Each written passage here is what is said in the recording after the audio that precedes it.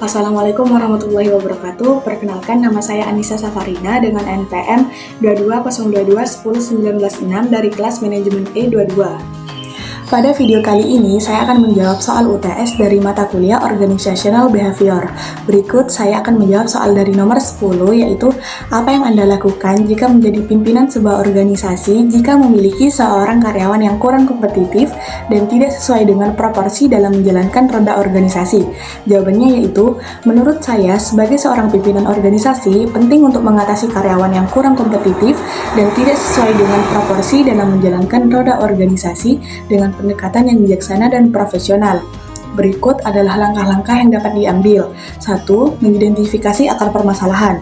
Pertama, identifikasi akar permasalahan yang menyebabkan karyawan tersebut kurang kompetitif dan tidak sesuai dengan proporsi. Mungkin ada masalah dalam pelatihan, motivasi, atau penempatan yang perlu diatasi. Yang kedua, berikan umpan balik konstruktif. Sampaikan umpan balik secara jelas dan konstruktif kepada karyawan tersebut. Tunjukkan area di mana ia perlu meningkatkan kinerjanya dan berikan dukungan untuk membantu perbaikan. Yang ketiga, berikan pelatihan dan dukungan.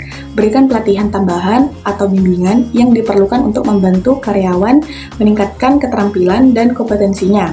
Pastikan karyawan merasa didukung dalam proses pengembangan ini. Yang keempat, evaluasi kinerja secara berkala. Lakukan evaluasi kinerja secara berkala untuk memantau kemajuan karyawan.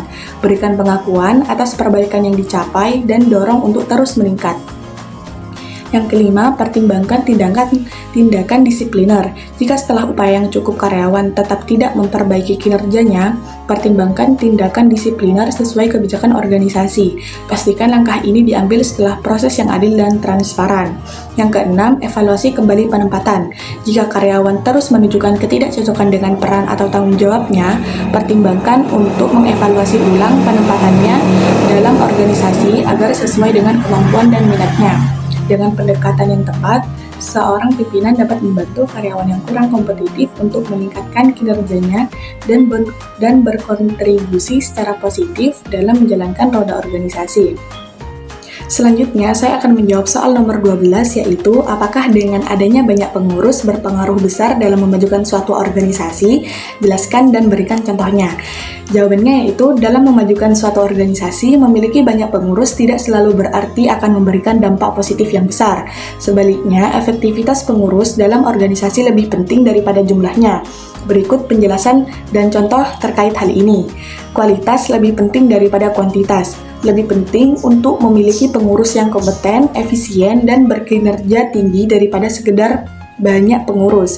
Pengurus yang berkualitas dapat memberikan kontribusi yang signifikan dalam memajukan organisasi.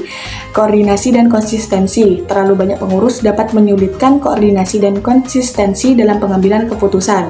Hal ini dapat menghambat efisiensi dan efektivitas organisasi. Contoh yang pertama yaitu organisasi A dengan sedikit pengurus berkualitas. Organisasi A memiliki sedikit pengurus, namun mereka sangat kompeten dan efisien dalam menjalankan tugasnya. Karena kualitas pengurus yang tinggi, organisasi ini mampu mencapai tujuannya dengan baik. Organisasi B dengan banyak pengurus yang tidak efektif. Organisasi B memiliki banyak pengurus, namun sebagian besar dari mereka kurang efektif dalam melaksanakan tugasnya.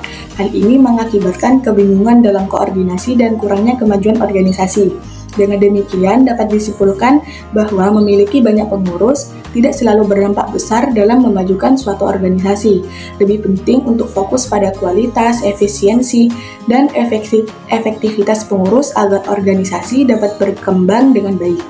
Sekian jawaban UTS dari saya, kurang lebihnya mohon maaf. Wassalamualaikum warahmatullahi wabarakatuh.